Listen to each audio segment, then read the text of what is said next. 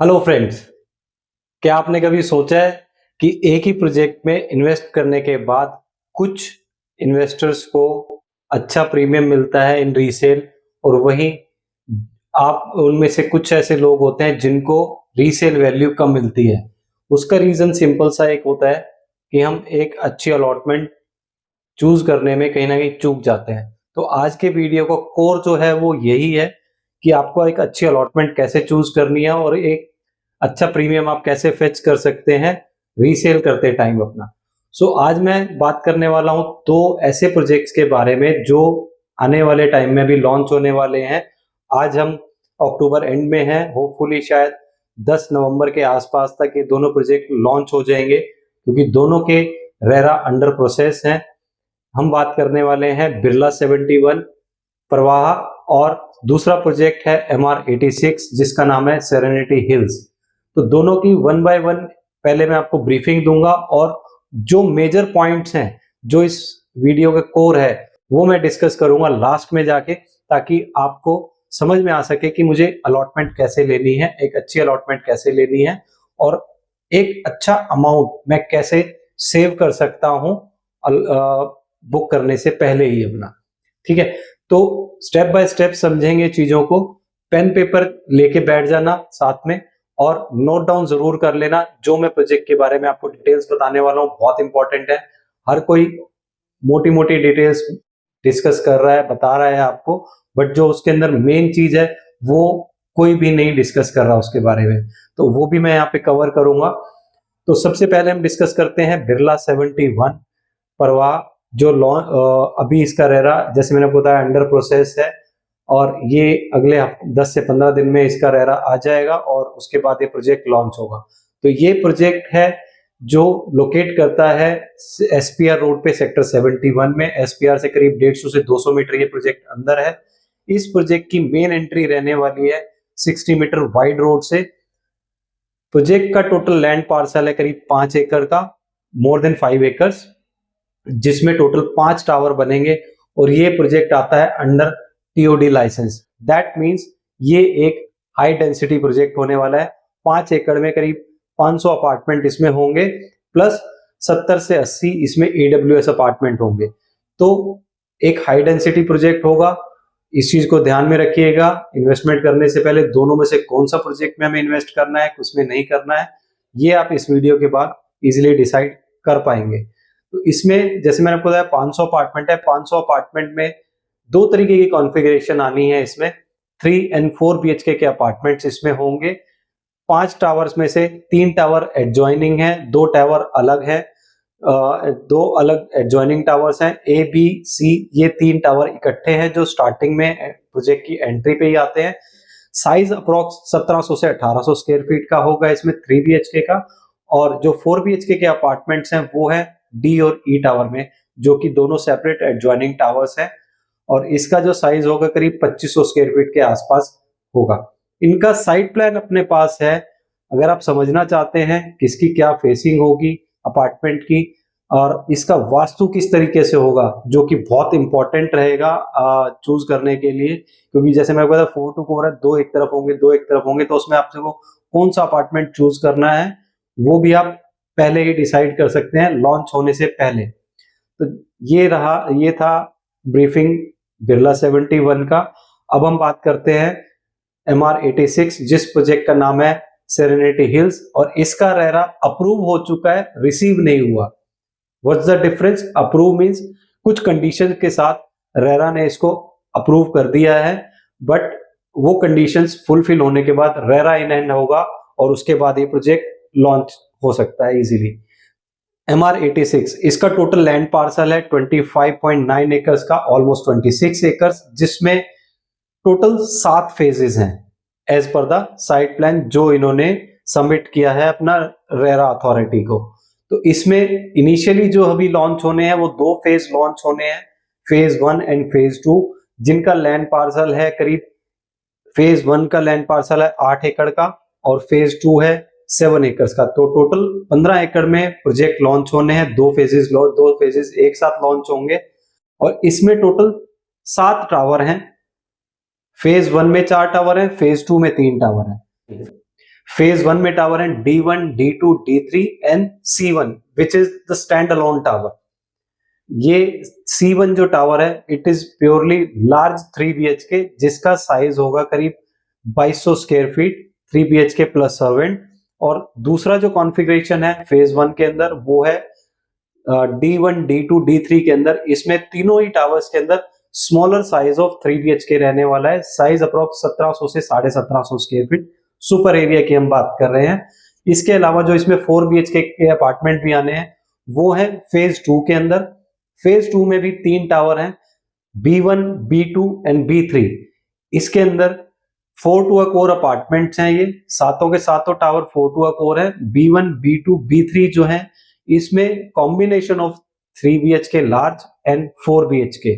तो ये दो तरीके की कॉन्फ़िगरेशन रहेगी फेज 2 के B1, B2, B3 टावर के अंदर। और इसके अंदर एक इंपॉर्टेंट चीज इस पूरे प्रोजेक्ट के बीच में से जो कि फेज 1 और फेज 2 को सेपरेट करती है, बीच में से अंडरग्राउंड गैस पाइपलाइन जा रही है जिसकी वजह से हमारे को इसमें एम्पल ग्रीन स्पेस देखने को मिलेगा। और इसके अलावा जो एक सबसे इंपॉर्टेंट चीज है जो आपको और सभी वीडियोस में सुनने को मिली होगी कि इसकी एंट्री रहेगी 75 मीटर रोड से, जो कि नहीं है एक्चुअल में। ये प्रोजेक्ट लोकेट करता है एक तरफ से मेन रोड है 75 मीटर प्लस 12 मीटर का सर्विस लेन, दूसरी तरफ से रोड लगता है इसका 60 मीटर का again with 12 metre service lanes. इसकी पर्टिकुलर एंट्री जो है 60 मीटर से जाने के बाद there is a 24 metre road. तो इस पर्टिकुलर प्रोजेक्ट की एंट्री, इन दो फेजेस की एंट्री रहने वाली है 24 मीटर रोड से, ना कि 75 मीटर रोड से, जो कि बताया जा रहा है, आपको मिसगाइड किया जा रहा है कहीं ना कहीं। आप अगर अपनी 3 से 5 करोड़ की इतनी बड़ी इन्वेस्टमेंट कर रहे हैं तो आपको ये चीजें कंसीडर करनी चाहिए और आपको ये चीजें पता होनी चाहिए इन्वेस्टमेंट करने से पहले। ये जो 24 मीटर रोड है, ये 24 मीटर रोड सेपरेट करती है इस प्रोजेक्ट को माइक्रोटेक ग्रीनबर्ग से। एक तरफ माइक्रोटेक ग्रीनबर्ग है, एक तरफ सेरेनिटी हिल्स होगा और बीच में 24 मीटर रोड होगी जहां से इसकी फेज 1 और फेज 2 की एंट्री है।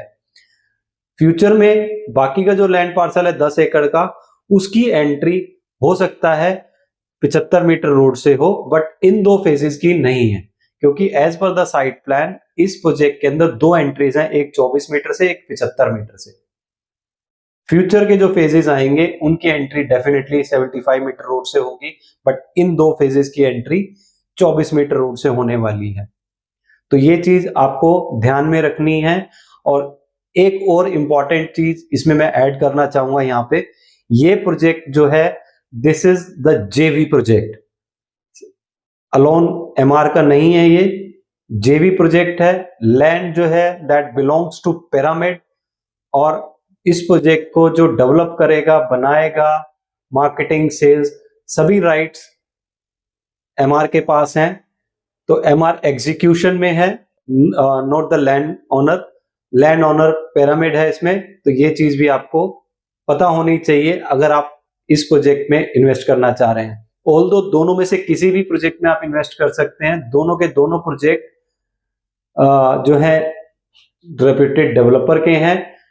ये प्रोजेक्ट बिरला 71 से कैसे अलग है, बिकॉज ये इसका जो लाइसेंस है that is NILP।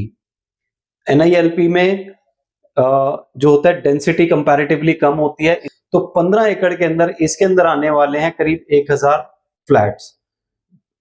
On the other and, जैसे मैंने बिरला का आपको बताया था, बिरला में 5 एकड़ में 500 फ्लैट हैं, यहाँ पे 15 एकड़ के अंदर 1000 फ्लैट हैं। तो एज कंपेयर टू बिरला इसमें आपको ग्रीन एरिया, ओपन स्पेस ज्यादा मिलने वाला है। प्राइस की अगर मैं बात करता हूं तो प्राइस कहीं ना कहीं आसपास रहेगा दोनों का। 15-16 हजार रुपए की मेरी एक्सपेक्टेशन है एमआर का लॉन्च प्राइस होगा, और 17 से 18 हजार रुपए के आसपास का लॉन्च प्राइस होगा बिरला का। अब आपको डेंसिटी ज्यादा चाहिए, कम चाहिए, वो आपने डिसाइड करना है। दोनों की कनेक्टिविटी ऑलमोस्ट एक जैसी है, बट यहां पे आपको एक चीज और ध्यान रखनी है। एमआर की जो सराउंडिंग है, एमआर के जो आसपास का एरिया है that is very much developed. वहां पे आपको स्कूल्स, हॉस्पिटल्स, मार्केट सबकी कुछ इजीली मिल जाता है, और यहाँ से आपको कनेक्टिविटी इजी है द्वारका एक्सप्रेसवे की, जयपुर हाईवे की, और इंटरनल पूरा का पूरा एरिया इंटरकनेक्टेड है।